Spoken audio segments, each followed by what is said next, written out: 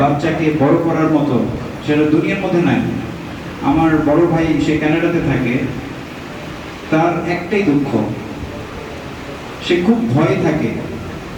তার একটা ছেলে একটা মেয়ে, কানাডার মতো এত সেফ অ্যান্ড সিকিউর পরিবেশে থেকে সে একটাই দুঃখ, তার একটাই তার ভয় যে না সে মানে he is going to lose his son and daughter.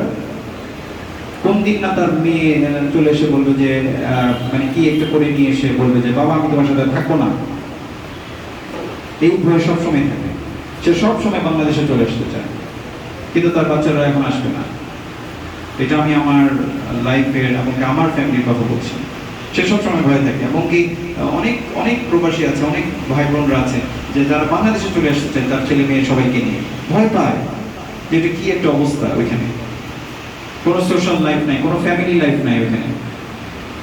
কিন্তু অন্যান্য সব সিস্টেম ভালো, তারা very honest people, they never tells lie. মানে আপনি আপনি যদি খিদে লাগে তাহলে বলবে হ্যাঁ খিদা লেগেছে আমার, যদি খিদা না লাগে বলবে যে না আমি খাবো না, আপনি 1000 দিলেও খাবে না। তো বাচ্চারা কিন্তু এই জিনিসগুলো শিখেছে, ওরা সত্যবাদিতা, truthfulness and the sincerities and all this things. কিন্তু তাদের মধ্যে থেকে আল্লাহর ভয়, দিনের ভয় নাই যে মৃত্যুর পরে একটা জীবন আছে, সেখানে যে আমাকে যে জবাব দিতে হবে, আল্লাহর সামনে দাঁড়াইতে হবে আমাকে। তো এই জিনিসগুলো কিন্তু আসলে অ্যামেজিং। আপনাদের বাচ্চারা মাদ্রাসা ব্যাকগ্রাউন্ড থেকে যারা আসলে পড়ালেখা করছে, আমরা তাদের দেখছি যে তাদের এই ধরনের। এখন এর সাথে সাথে যদি আপনারা আপনাদের এই পরিবর্তনের মধ্যে যতটুকু আপনাদেরকে পরিবর্তন করা যায়, এগুলো যদি আপনারা ইনকর্পোরেট করেন, ম্যাথ অ্যান্ড সায়েন্স পড়ানো with AI, it's a piece of a cake. এটা একটা ম্যাথ, এটা আপনারা যেটা দেখছেন এটা একটা ম্যাথ, কমপ্লিটলি ম্যাথ। এই যে দেখেন enter the number of the cakes, দেখা যাচ্ছে কি? আপনারা কি দেখতে পাচ্ছেন ওইখান থেকে? জি, এটা একটা ম্যাথ, এবং এটা সে প্রোগ্রামিং করে করেছে, এবং এটা একটা বাস্তব ম্যাথ। এবং সে এখানে যে ফর্মুলাটা লিখেছে যে টোটাল রেভিনিউ ক্যালকুলেশনের সময় number of the cakes times the price cakes and then আবার number of the bread plus price, is a very simple math. তো সে এটা ম্যাথসও করেছে, প্রোগ্রামিংটাও শিখেছে সে এই ম্যাথস করার মাধ্যমে। প্রোগ্রামিং আলাদা জিনিস, ম্যাথ আলাদা জিনিস না, এটা সবই রিলেটেড।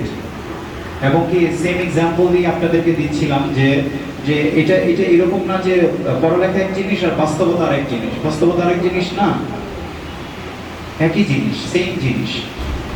তো এই জিনিসগুলো যে মানে এই দায়িত্ব এবং কি এই ইয়াগুলো হচ্ছে টিচারদের। ফার্স্ট হচ্ছে টিচারদের। একটা প্রতিষ্ঠান, একটা স্কুলের হার্ট কে জানেন? হার্ট, হৃৎপিণ্ড হচ্ছে টিচার্স। এবং কি একটা স্কুলের সবচেয়ে বড় সম্পদ কি? বাচ্চা, ইনোসেন্ট। ওই নাদান যে বাচ্চাটা আপনার কাছে আসছে, সে হচ্ছে আপনার স্কুলের, একটা সমাজের, একটা বাবার, একটা মার সবচেয়ে বড় সম্পদ। এবং এই সম্পদকে রক্ষা করার জন্য আপনার সবচেয়ে বেশি ইনভেস্টমেন্ট করা দরকার। আপনি কোটি টাকার মালিক হয়ে যাচ্ছেন, আমরা দেখেছি ঢাকা শহরে কোটি টাকার মালিক। আপনি 5,000 কোটি টাকার মালিক হলেন, কিন্তু আপনার ছেলেরা সেইটার যোগ্যতা না, সেটাকে প্রোটেক্ট করার মতো তাদের আসলে ইন্টেলেক্ট এন্ড ইন্টেলিজেন্স নাই। আপনি হাজার কোটি টাকার মালিক হয়ে গেছেন, 100 কোটি টাকার মালিক হয়ে গেছেন, কিন্তু আপনাদের বাচ্চার ওই ইন্টেলিজেন্স নাই। আপনাকে ব্যবসা, আপনার লাইফের মধ্যে আমরা দেখেছি গোটায়া আপনার এম্পায়ার, এই যে প্রিমিয়ার সিমেন্ট, আপনাদের বড় বড় ইন্ডাস্ট্রি বলেন, ইয়া বলেন, এদের বাচ্চা কাচ্চা, মানে আমি ওনাদেরকে একটা এক্সাম্পল হিসেবে বলছি, আমি বলছি না যে ওনাদেরটা এরকম হবে, কিন্তু আমি বলি আমারই যদি এম্পায়ার থাকে, তো কি হচ্ছে যদি আমার বাচ্চার ওই ডেভেলপমেন্টটা যদি না হয়, আমার বাচ্চার যদি ডেভেলপমেন্টটা না হয়, আমার বাচ্চাকে যদি আমি প্রিপেয়ার না করি, তাহলে তো হবে না, তাহলে হবে না। বাচ্চা আপনার লাভ কি? 1,000 কোটি টাকা থেকেও লাভ কি? আপনার বাচ্চার গ্রোথ সাস্টেইনেবল হতে হবে, আপনার বাচ্চার গ্রোথ ডেভেলপ ঠিক হতে হবে এবং ব্যালেন্সড হতে হবে। বাংলাদেশে সে থাকবে, এই বাংলাদেশের মতো এত সুন্দর একটা দেশ এবং এটা একটা এত সেফ জায়গা, বাইরে না গেলে বুঝতে পারবে না। বাইরে যারা থাকে তারা বুঝে, তারা বাংলাদেশ শব্দটা শুনলে পরে কান্না করে দেয়। শুধু বাংলাদেশের শব্দ যদি তাদের একবার কানে আসে, যে এই শব্দটা শুনছি আমি, কেউ বলছে বাংলায় কথা বলছে, কান্না করতে থাকে।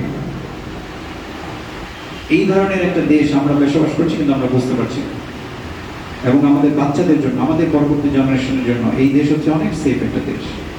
তো এই জন্য এই যে যে আমি যে জিনিসগুলো বললাম যে গ্রেড 2 এর একটা বাচ্চা সে একটা ডিজিটাল ফ্লায়ার্স ডিজাইন করতে পারে, সে যখন কম্পিউটার সায়েন্স করছে সে টাইপিং টেস্ট দিয়েছে, টাইপিং টেস্ট, এবং সেই টাইপিং টেস্টের মধ্যে কী কী আছে সে সে দেখছে আর লিখছে, শিখছে। এই জিনিসগুলো কিন্তু আপনারা ইজিলি করাতে পারেন। তো আমি এখন আপনাদেরকে যেটা দেখাতে চাচ্ছি সেটা হচ্ছে যে স্যার একটু হেল্প করতে পারবেন? এটা একটু এটার মধ্যে ইনসার্ট করুন।